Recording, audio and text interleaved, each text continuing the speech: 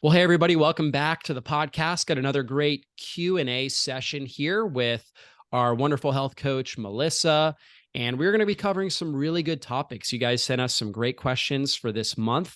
We have got some questions coming in on H. pylori, and so we're going to talk more about that. Acid reflux. We're going to talk about oxalates, really hot topic that a lot of people in the natural health world are talking about. So we're going to give our thoughts on oxalates.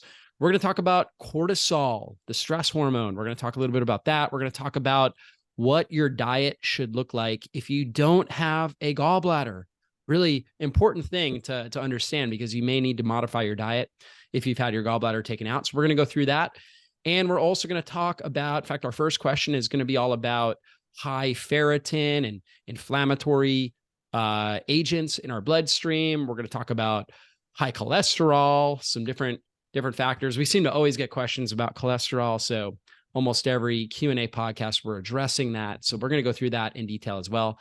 So joining me again is our wonderful health coach, Melissa Nohr. She works with people all over the country and really helps customize health plans for them, looks at lab work, and finds the root cause of chronic health issues and customize health plans for people to get well. So you guys can check her out on our coaching page on drjockers.com, and her email, you can just reach out to her via email as well, as melissa@drjockers.com. Pretty easy, just melissa@drjockers.com. So if you're struggling with a chronic health issue, you can get some expert advice, right? And really work with somebody. Again, she works with people virtually, so you can be anywhere in the world, and she can work with you and help figure out the root cause factors and then help customize a plan to help you get well. And so, Melissa, how are you doing today? I am great. I'm so happy to be here. Happy to do this with you. I love what we're doing here with the Q&A and just giving people great information, a lot of content. So, and we've got great questions. I was excited to see some of these. So, are you ready to get started? Yeah, absolutely. Let's do Yeah, it. awesome. Okay, so the first one is going to be from Christina, and this was from YouTube. My ferritin is high and my CRP is high. So, CRP is C-reactive protein. Should I give blood? I'm a 69-year-old female, healthy weight, lost much with keto. Cholesterol, LDL is also high. Should I eat less fat, less red meat? Not sure what to do. So this is a great question, because we often see ferritin is actually a test for your iron stores, but when it's elevated, particularly along with CRP, we know there's a lot of inflammation going on, right? Yeah, for sure. So ferritin, when it's elevated, it can be a acute phase reactant for oxidative stress, and oxidative stress is kind of the precursor to inflammation. When oxidative stress goes up, inflammation then comes out and tries to really clean up the area. And so obviously ferritin can, because it's a storage form of iron. So there are some people that have hyperchromatosis, where they have excess iron in their blood, and there's a kind of a genetic condition there, where they are just storing lots and lots of iron. But typically with that, you're going to see all the iron markers. You're going to see the red blood cells high. You're going to see the hematocrit high. You're going to see, basically everything, all the iron stores high. And the condition's hemochromatosis. I mentioned hyperchromatosis, actually hemochromatosis. And so, so that can be a factor, and she only gave us a snippet of her lab. So we're just going to kind of go off of what she gave us. Typically, most commonly, it's not hemochromatosis. Most commonly, when people have high serum ferritins flagged high on the lab, it's usually related to this sort of oxidative stress, high level of oxidative stress. And then, of course, she also has the high sensitivity C-reactive protein, the CRP high, and that's a sign of inflammation in the system. So those kind of go hand in hand. So obviously her inflammation is up. She also mentioned that her LDL was up as well, which we don't necessarily know what she means by up, right? Because a lot of things are flagged. I think if it's over, I think with LDL, I can't remember the exact number. I know total cholesterol, if it's up over 200, it's going to be flagged. And so sometimes for a lot of people, their cholesterol may be higher, but all their inflammatory markers are low, and they have a good LDL to HDL ratio that's less than 3. and their HDL to triglyceride ratio, or I should say their triglyceride to HDL ratio, so the amount of triglycerides to HDL, oftentimes is under 2 or close to 1. And if that's the case, I don't really, it's not something I worry about. We didn't get all the markers there. However, she also mentioned she lost a lot of weight doing keto. So, one of the keys when you're trying to reduce inflammation off the bat is losing weight. If you have excess body fat, that chances are you have excess visceral fat, which is the kind of fat that surrounds our organs. And that's very pro-inflammatory fat. So the fat cells themselves actually it actually acts like an endocrine organ. They actually release cytokines and inflammatory agents, and that will drive up C-reactive protein. So just the fact that she's lost weight is a good first step in helping her body get better. So that's great. Now, she mentioned, should I give blood, right? And the reason why she's asking that is because the ferritin's high. One way, so when people have hemochromatosis, in order to because high iron in the system is actually pro-oxidative. So it actually it rusts us, right? It turns on oxidative stress in the system. So one of the keys for people with hemochromatosis is actually giving blood, and we recommend them doing it, typically every 3 months, right? Depending on, how severe the hemochromatosis is. Some people need to do it every month. And so that can actually reduce the amount of iron in the system and reduce oxidative stress. So that can be helpful. But in her case, based on the lab she gave us, I wouldn't say she has hemochromatosis. Still a possibility. Would have to look at all the other labs, but I wouldn't say that's the case. So I don't think she needs to give blood here. She also asked some other questions. She said, should I eat less red meat? And the reason why she would ask that is because red meat is high in iron, right? And so she's like, well, is that causing the red meat that I'm getting? Is that causing the high ferritin? And for somebody with hemochromatosis, high iron in the diet could be a factor. And so if they're not giving blood, they would want to reduce the amount of iron. In her case, again, we don't know that. So we don't know that red meat's going to be a problem. The other reason why she might be asking is because of the LDL cholesterol. And there's obviously the popular opinion in our society is that red meat, because it's higher in saturated fat and cholesterol, actually increases your LDL cholesterol.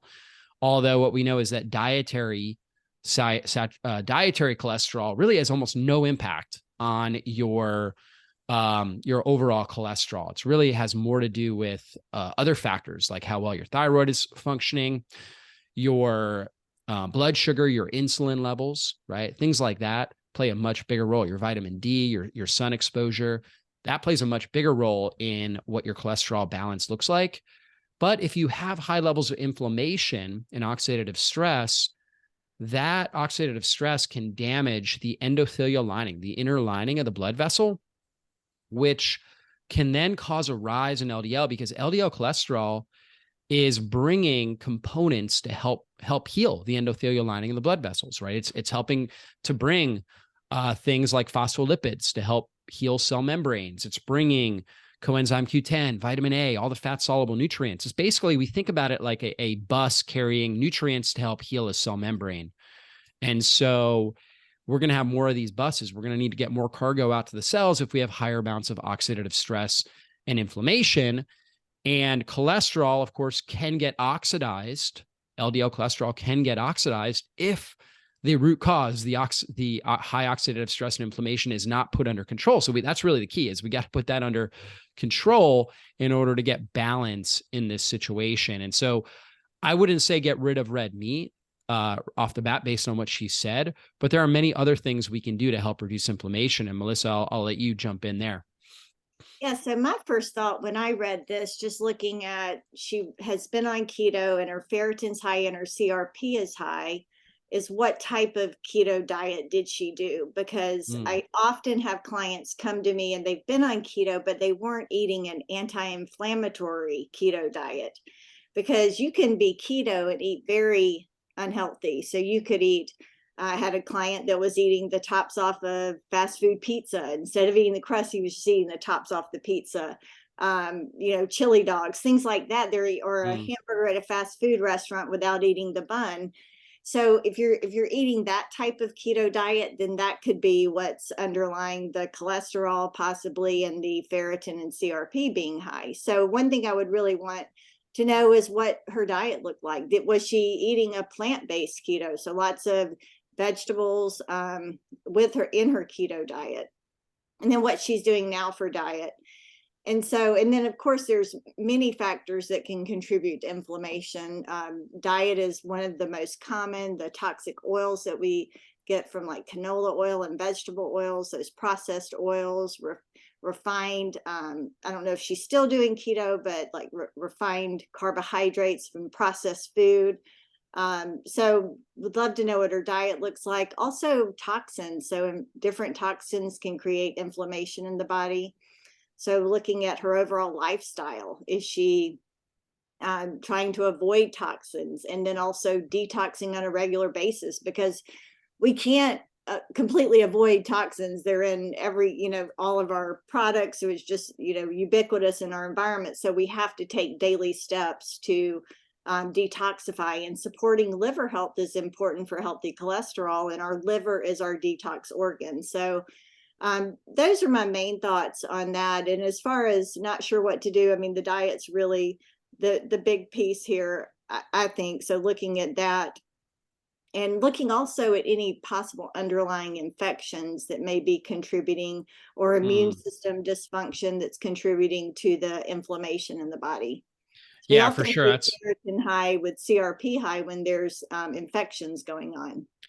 For sure. And that's actually where I was going to go. So if she's got the diet, if the diet is anti-inflammatory, if she's keeping those seed oils out, keeping refined carbohydrates, eating a nutrient dense diet, trying to limit the amount of chemicals, right, coming in from processed foods, as well as commercial animal products rather than grass-fed, the grass-fed, regeneratively raised, pasture raised animal products are going to have lower amount of toxins and more nutrients. And that's what we want to do to help bring down inflammation in our system. So we're doing that. If you got the diet lined up, then you really need to look at infections. If you're still dealing with high ferritin, you're dealing with high C-reactive protein, we have to consider infections. Most commonly gut infections, whether it's parasites, whether it's overgrowth of certain types of bacteria, could also be candida or fungal species, or viruses, right? Viruses can also cause oxidative stress in the system, raise up inflammation as well. So we would want to look at the lab work and better understand that.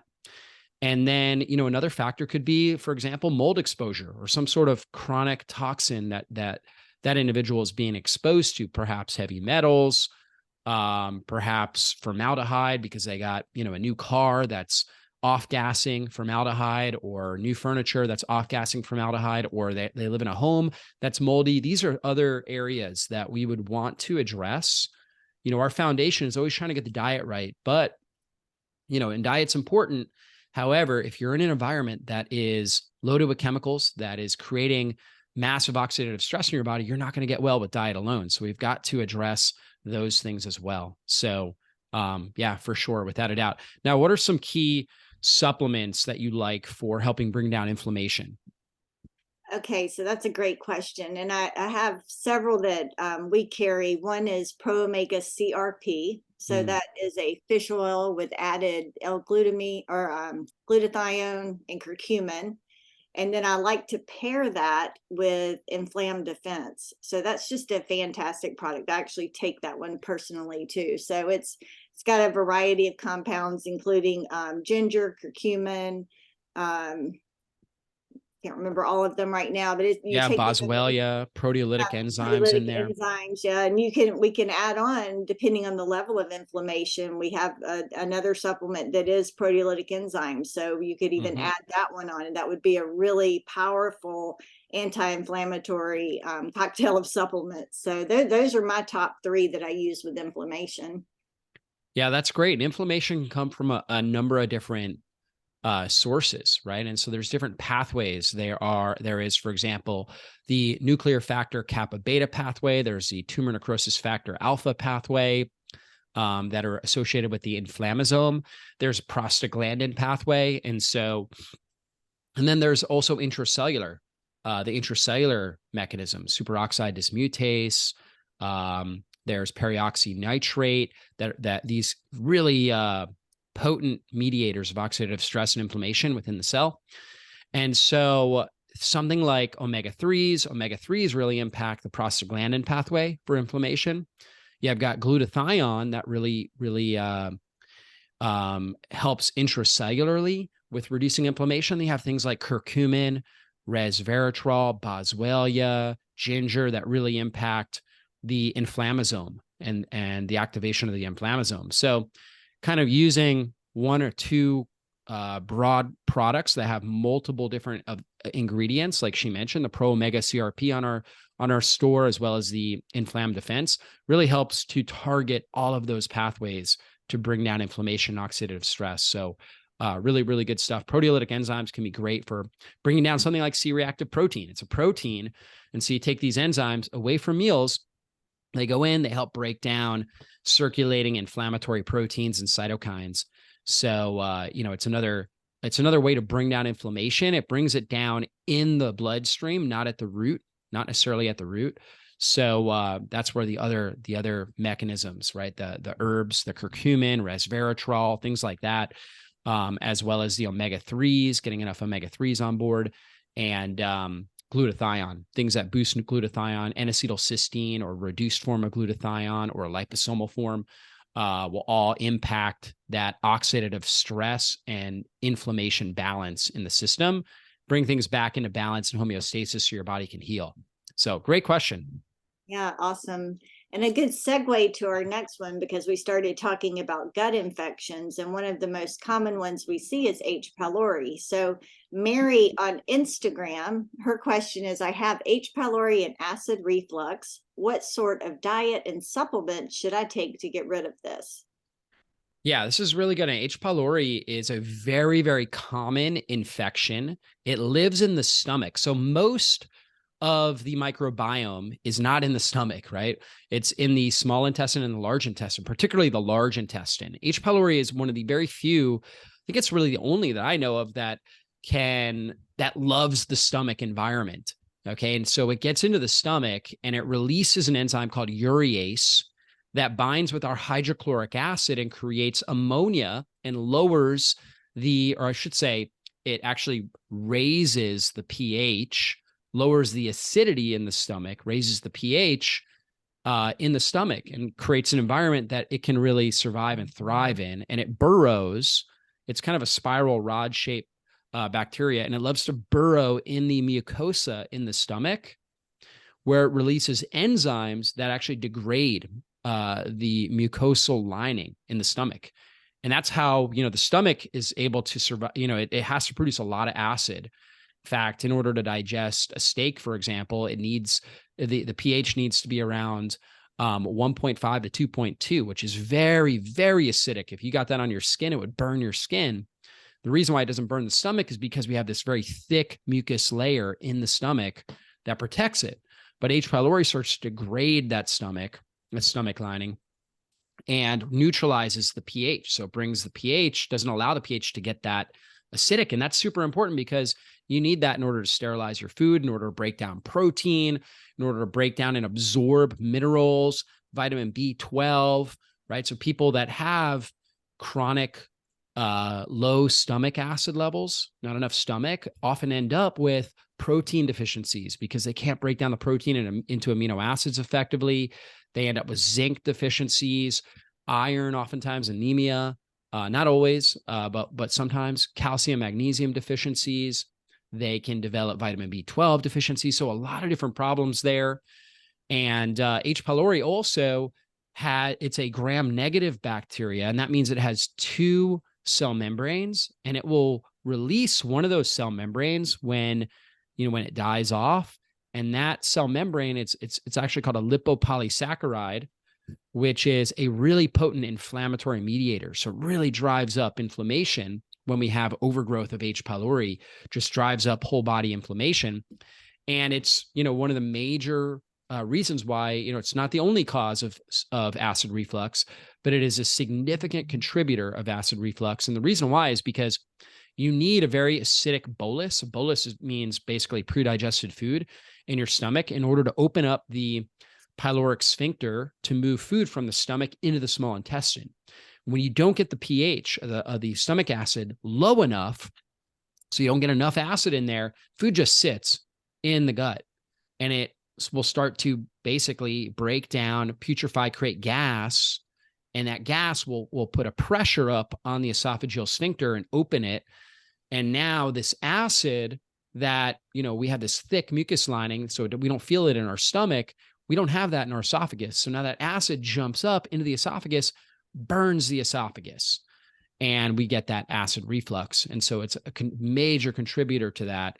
So H. pylori is a really big issue if it's overgrown in your system. All of us have it. It's a commensal bacteria. So we all have it. However, when it overgrows, now it's going to cause a lot of different problems. Right. And so for diet, especially if she's complaining about acid reflux, then I would usually recommend avoiding things like spicy and acidic foods. So tomatoes, even citrus fruits can be problematic for some people. Fried foods can be very irritating. So the goal is to heal the gut. So this is causing issues in the gut. A lot of times people will have pain or distension, bloating. Bad breath is a common symptom with H. pylori, and of course the reflux. So want to do foods that are very soothing to the gut, like cooked vegetables, soups, bone broth, things like that. So that's what I usually recommend with diet. And then with protocol, we have a really great protocol that we use, which includes a antimicrobial blend called GI Clear. And then we use another blend called Gastro Soothe that has zinc carnosine and mastic gum and other compounds that are very soothing and healing. And then several other products from Microbiome Labs, like the PyloGuard. And then MegaGuard is another. We don't have to use all of these things. We individualize all of our protocols depending on the person. These are just some of the products that we have found to be helpful because, like we said, we've seen H. pylori on many of the stool tests we run. The GI map is one of the most common tests we run. It's a stool analysis, and one of the bacteria that's measured on the GI map is H. pylori. So we do see it frequently. So we have lots of tools in our toolbox. We do diet, we do gut healing, and then we also have products that help too. So that's how we approach H. pylori. Yeah, for sure. And I'm glad that you mentioned the bad breath. That is a common symptom. And that's because, again, the ammonia that's produced. So ammonia is coming out of the breath. So oftentimes people will notice bad breath, belching, burping after meals, oftentimes common. Sometimes constipation for a lot of people can be a factor with H. pylori overgrowth as well. Sometimes skin issues, rosacea. There's a lot of links between H. pylori overgrowth and rosacea. So it's kind of like the reddening of the cheeks, and acne can also be a factor as well, skin rashes. And then there's a lot of links in the literature between H. pylori and autoimmune thyroid disorders, Hashimoto's thyroiditis, which is an autoimmune disorder that causes low thyroid, and then also Graves' hyperthyroidism. A lot of linkage there between H. pylori overgrowth and autoimmune thyroid disorders. So if you're dealing with any of those, definitely good to get H. pylori looked at. Our team, we're experts at looking at a couple different labs. We can actually see markers and patterns for H. pylori off of blood analysis. And then also we can do more specific testing like a stool analysis, so we can just look at a comprehensive blood analysis and understand if you're at a higher risk for H. pylori based on looking at markers like, for example, your zinc, your globulin levels, your protein, total protein, right? A lot of different markers like that. There's a certain pattern for H. pylori. And then we also will do a stool analysis that will actually look at H. pylori as well, called the GI map. And it will also look at how virulent the H. pylori is, because the H. pylori is releasing a lot of different endotoxins. Some of those endotoxins are more damaging and create more inflammatory reactions than others. So if your virulence factors are elevated, you're at a higher risk for developing an ulcer or developing perhaps even gastric cancer. H. pylori is the number one causative factor for stomach cancer. So we can actually look at that years and, before you actually get a diagnosis and be able to address it. So really important if you're dealing with any of these symptoms that you're getting this sort of testing. And you mentioned this supplement called PyloGuard, which has a certain type of bacteria, that probiotic bacteria that helps to neutralize H. pylori, which is really interesting. And so that can be really helpful. And then you mentioned some other herbs. Aloe vera, very good for helping to soothe the stomach and create an environment that H. pylori doesn't like. Marshmallow root extract, slippery elm can be helpful. Mastic gum, which is kind of like this kind of sticky gum that can get into the stomach and help basically pull H. pylori out of there. That can be really helpful. Licorice root extract, really good for again, building up that stomach mucosa and helping reduce H. pylori. So that can be really, really helpful. I typically will have people drink things like ginger tea. That can be helpful. Licorice root. There's a lot of different herbal teas that have licorice root, chamomile as well. All very soothing on the stomach and help provide a good environment to help your body naturally reduce H. pylori levels. Now, H. pylori can be tough though. And one of the reasons why is that it has these efflux pumps, and these efflux pumps allow it to kind of like, so if the antibiotic gets into its system, it allows it to kind of kick it out. And H. pylori is a common one that will develop antibiotic resistance. A lot of times in the medical world, they see H. pylori, they give you an antibiotic. Okay. But it can very much create an antibiotic resistance. And this is why the gold standard in the medical world is a triple therapy of probiotics. They use 3 different antibiotics, right, in order to bring H. pylori down. The good thing is when you do herbs, okay, there's a lot, when you do a blend of herbs, there's a lot lower chance of developing a resistance because we're coming at it from a multitude of different mechanisms, right, with different herbs and how they interact with H. pylori. And that's why we love the herbal approach, because it's a lot harder for H. pylori to develop any sort of resistance, because then again, we're coming at it with a whole blend of different herbal constituents, and the active compounds and ingredients. It's really hard for H. pylori to adapt to those. And that's why they can be so effective. And I found them to be even more effective than antibiotics when it comes to H. pylori. So there's different ways of going about it, but it's definitely something you want to get looked at, addressed, and tested for without a doubt. Yeah, awesome. Well, let's move on to oxalates. So Don would like to know, what are your thoughts on oxalates? Are they a significant problem, or is our body able to digest and handle them to some degree? So I know there's been a lot of buzz about oxalates lately. It kind of moved from the lectins, that was kind of a buzz for a while, and now people are talking a lot about oxalates. So we test for oxalates in a urine test called the organic acids, and frequently do see that high. But Dr. Jockers, why don't you tell people what oxalates are to start? Yeah, oxalates or oxalic acid is a plant defense compound that you're going to find in a lot of different plants, right? Spinach is kind of a notorious one for it, that they're little crystalline compounds that protect the plant, right? They protect it from predators, they protect it from pests, different things like that. And so here's, when I think about oxalates, certainly they can be problematic, and they can be problematic for a lot of people. But I don't think it's necessarily the oxalates in isolation that are problematic. I think that that humans have adapted to oxalates. In fact, our body is meant to have some level of stress, whether it's dietary stress. Fasting, right, is a stressor on the body. We're not even eating anything, not creating any mechanical stress. Oxalates are a form of mechanical stress on the digestive system and on the body.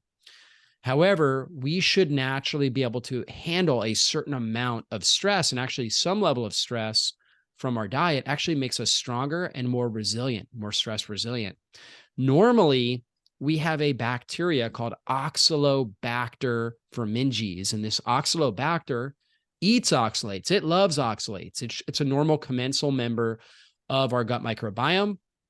However, some individuals, perhaps due to a history of using antibiotics or eating food that had a lot of antibiotics in it, like a lot of conventional animal products, things like that, they may have basically eliminated or killed off the Oxalobacter in their system. And it's hard to regrow that. And other people have a lot of yeast overgrowth, and yeast itself or fungal species will release oxalates. So a lot of times we'll do a test called the organic acid test. And the organic acid test is a urine test, and it will look at your oxalate levels. And when the oxalate levels are high, one of the most common causes is higher fungal species, whether somebody's either living in mold and has colonization from the mold that they're living in, or they have candida overgrowth or some sort of fungal overgrowth in their intestines or in their sinuses or something like that. That itself can release oxalates and cause problems. And of course, some individuals just genetically don't metabolize oxalates as well either, or they have certain nutrient deficiencies. For example, a B6 deficiency makes somebody much more prone to having oxalate issues and poor oxalate metabolism. And vitamin B6 deficiencies or subclinical deficiencies, where it's not exactly showing up on the lab, but the levels are lower than they should be for optimal health, are much more common than most people believe. And so these can be major contributors here for oxalate problems. And of course, the most common kidney stone is calcium oxalate, has to do with oxalate metabolism and cause stones in the kidneys. A lot of people that do poorly with oxalates will have issues with their brain, autism or brain fog or neurodegenerative conditions, things like that. So the oxalates can be really problematic when you're getting a lot of them in your system. That also joint pain is another common symptom that people will deal with when they have poor oxalate metabolism.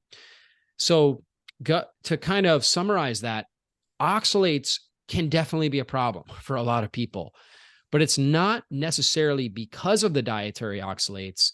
It's more to do with what's happening in their microbiome, what's happening with their mechanisms for breaking down, metabolizing oxalates. And there is a place, if somebody is being overwhelmed by oxalates and their system is not able to handle them, for reducing oxalates, right? For a lower oxalate diet. And, that is kind of the first place when we see high oxalates, we will reduce oxalates, at least for a period of time, and help strengthen the body's natural resilience. And so why don't you go into like what a lower oxalate diet would look like? Yeah, so I'm glad you mentioned all the other causes of high oxalates rather than just diet, because it is definitely correlated. I see a lot of candida or mold causing the high oxalates. So want to address that. And so, with diet, the issue is that most high oxalate foods are also very nutritious. So spinach is one of the very highest in oxalates. Swiss chard, a lot of the leafy greens, nuts, berries. So the foods that we're telling people to eat usually are the ones that are higher in oxalates. So whenever there's an issue with a food that is nutritious, I always tell my clients, I want you to be as least restrictive as possible to avoid symptoms. So I like to reduce just the high or very high oxalate foods so that we're getting in. We've got a great chart that's very low, medium, high, very high. So I like to start with just some of those that are on the higher end, and then they can even take something like potassium citrate. We've got a magnesium potassium citrate they can take with their oxalate foods to help to remove the oxalates from their system.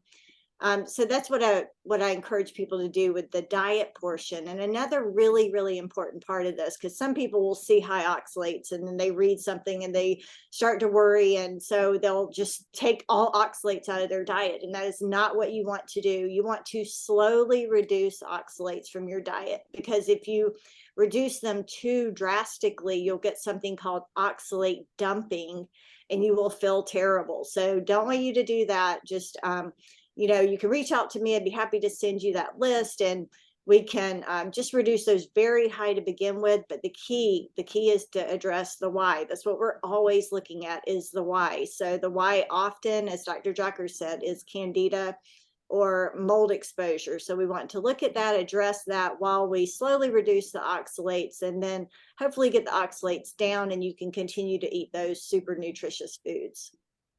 Yeah, that's a great summary there. And you mentioned citrates.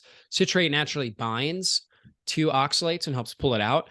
We find citrates naturally in our citrus fruits, right? Lemon, lime. So using some lemon, some lime on your foods, if you tolerate those citrus acids well, like if you don't have acid reflux, like you had mentioned earlier.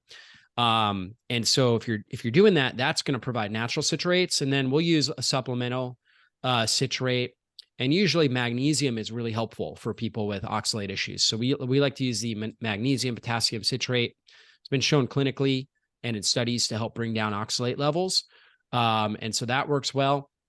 And then also, again, increasing B6, right? Or at least looking at B6 metabolism to see if that's an issue. So some vitamin B6, getting that on board can be helpful. And also a good binder in the gut. So there are certain binders like activated charcoal, which is more of like a large binder that stays right in the gut. Oxalates, obviously they can get into the bloodstream, right? But if you're kind of catching them while they're in the gut, the charcoal can help bind and pull some of those out to lower the overall oxalate load in the system before it gets out into the bloodstream. So that can be really, really helpful as far as that goes as well. So just taking a couple of helpful supplements to support your body while you're just gradually reducing the oxalate load and trying to get to the root cause. Yeah, awesome. Okay, so let's move on to cortisol. So Lady Virgo on YouTube, what do I do and what supplements are best for lowering cortisol levels? So this is something I see all the time because people are so stressed, and cortisol is our stress hormone. So the most important thing to do is to address the stress, learning ways to manage stress to help naturally lower the cortisol. But what are some of the supplements you recommend, Dr. Jockers? Yeah, for sure. And so, yeah, keeping stress under control, learning how to breathe properly is really key. Prioritizing good sleep hygiene is critical. Making sure that after dark you're dimming your lights, putting on blue light blocking glasses, things like that. Going out in the morning and taking a morning walk, actually getting morning sun exposure and movement can help bring down cortisol throughout the day, right? Can actually help balance cortisol, I should say. Because some people actually already have too low cortisol. They don't have a good awakening response. And so they're really, really tired when they wake up. So sun exposure in the morning, and then also getting movement in, really helpful for optimizing your cortisol rhythm. And then just for balancing cortisol. So, this idea of high cortisol, yeah, there are people for sure that are producing too much cortisol, but a lot of times actually underproducing cortisol, right? Or not metabolizing cortisol properly. And they just kind of think, oh, because I'm wired and tired, or I don't feel my best, it's a cortisol issue. And it could be. And so you want supplements. I like supplements that help to balance or modulate cortisol, right? Because at certain times of the day, you want higher cortisol, and other times of the day, earlier in the day, you want more cortisol, lower, and then later in the day, you want less cortisol, right? But you really want it to be in the proper rhythm. So one of the things that's most well clinically studied is ashwagandha. Ashwagandha has been shown to really balance and modulate cortisol effectively. It's a Indian Ayurvedic adaptogenic herb, right? And adaptogens act kind of like a thermostat where, if the temperature in the room, if you got it set at 70 degrees, the thermostat, but it gets up to 75, it's going to turn on the air conditioning and bring it down to 70. And if it's if it's cold, if it's 65, it's going to turn on the heat and bring it back up to 70. That's really what ashwagandha does. There's other good herbs as well that are kind of in the similar classification of adaptogens. That's a really good one. Passion flower can be good. Chamomile is another good one. Let's see. Reishi mushroom, rhodiola. A lot of these adaptogenic herbs can be really helpful there. I also find vitamin C being really helpful for modulating cortisol levels. So getting enough vitamin C on board can be really helpful. If your body's if you're inflamed, you're going to have a poor cortisol rhythm. So if the more inflammation you have in your system in general, that can throw off your cortisol and your blood sugar, right? Your blood sugar can be thrown off, at which cortisol is really a glucocorticoid. Its job is really to raise blood glucose. And so if you're inflamed, that can be a major factor with this. So doing things obviously to help bring down inflammation as well are super important. Yeah, and other stressors on the body. So we often think of mental and emotional stress, but gut infections are a stressor on the body. So looking at what else could be stressing the body. I love L-theanine for high cortisol. That's one of my favorite compounds. Yeah, magnesium. Yes, I love our Brain Calm Magnesium is probably one of the most popular products we've had. So I love that one. And I'm glad you mentioned walks in nature, because that is something I recommend to just about every client. Because like I said, most people are dealing with high stress. And another pattern I see is they've been in a high stress kind of fight or flight situation for a long time. And then eventually the body just kind of tanks and their cortisol tanks. So they feel like they're still stressed out and the cortisol's high, but like you said, they could actually be dealing with very low cortisol. So I like to test, the Dutch test is great. It looks at metabolized and free cortisol, and you can see your rhythm. So cortisol should spike in the morning about 3 hours after waking up, and then just have a steady decline through the rest of the day until you go to bed. And what I see for some people is it's low in the morning, kind of stays low all day, and then at night goes up. So they're not getting good restful sleep because they have this high cortisol at night. So you really can't sleep if your cortisol is high. So I love the Dutch test for that. So I would definitely, if you're struggling with this and you're not really sure, or you've been dealing with stress for a long time, I would really encourage you to do that test, just so you can get a accurate picture of what your cortisol is, and then try some of these compounds, because like Dr. Jocker says, they're adaptogens. So whether it's high or it's low, it can be helpful. So, and we've got a great compound, a blend called Cortisol Defense that a lot of my clients just really love.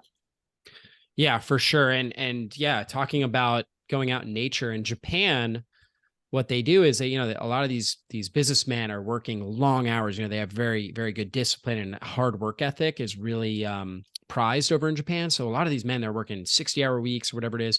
They get stressed out, burnt out. They're having all these health issues. And one of the first things they do is they put them out, they have them go out for like a week to 2 weeks in nature, right? So they have them get out of the city.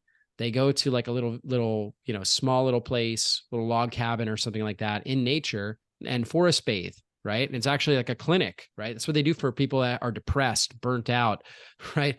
Have these different health issues. It's like, okay, spend a week out in nature, away from your cell phone, and these people get better, right? And they're able to significantly reduce their healthcare costs because of this sort of, this sort of treatment. So this is something that you should be trying to do as well.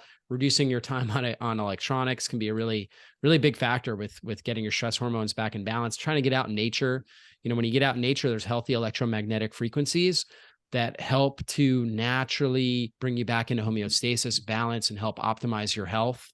There's natural essential oils that are coming from the trees, right? That have a healthy rhythm to them, and they provide a stress lowering effect and a mood enhancing effect on the body as well. So really powerful stuff. And then, yeah, like magnesium usually is our first go-to, actually, even before we go into the herbs. Just getting some magnesium on board, because so many people are deficient in magnesium. And if you've lived a very stressful lifestyle, you're running through that magnesium. And so getting some really good magnesium on board can be helpful. Yeah. All right, let's go to our last question. Okay, Lisa wants to know, what should your diet look like if you don't have a gallbladder? So we get so many questions about gallbladder health, and we've got a lot of great articles. We'll of course answer this one, but I do encourage you to go to our website and type in gallbladder in the search bar, and you will see lots of articles on gallbladder.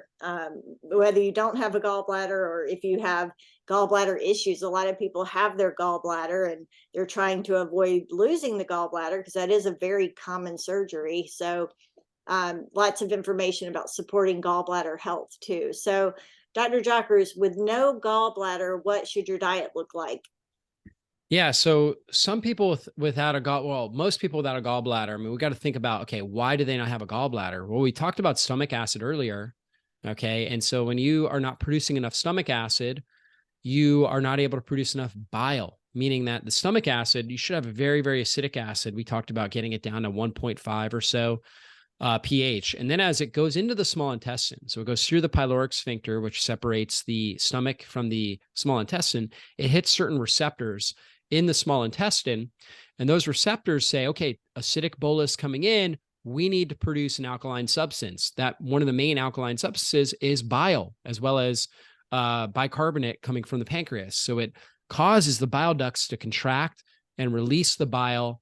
And that's from your gallbladder. Whereas your storage form, gallbladder is actually where you store bile. You don't produce it. You produce it in the liver, and it releases that bile, contracts it, releases that bile into the small intestine where it's supposed to be released. And then you get the fat emulsification that bile provides. And bile is also antimicrobial, right? So it helps keep the overall bacterial balance under control in the small intestine, which is super important. And it also helps eliminate toxins and waste out of our system. So very, very important. Now, the problem is that a lot of people are not producing enough stomach acid, so they're not getting that good bile release. So the bile just sits in the gallbladder, right? Doesn't release very well. And now over time, if it's just sitting there, it's sluggish.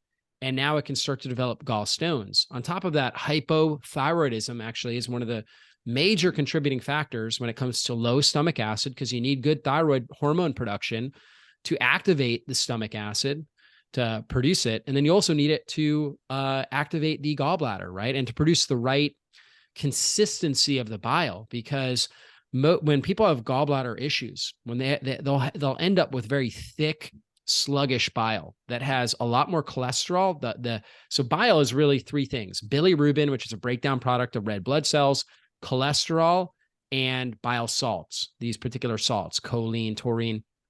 And so the salts give it fluidity, meaning that make it move, right? Give it more of the ability to flow.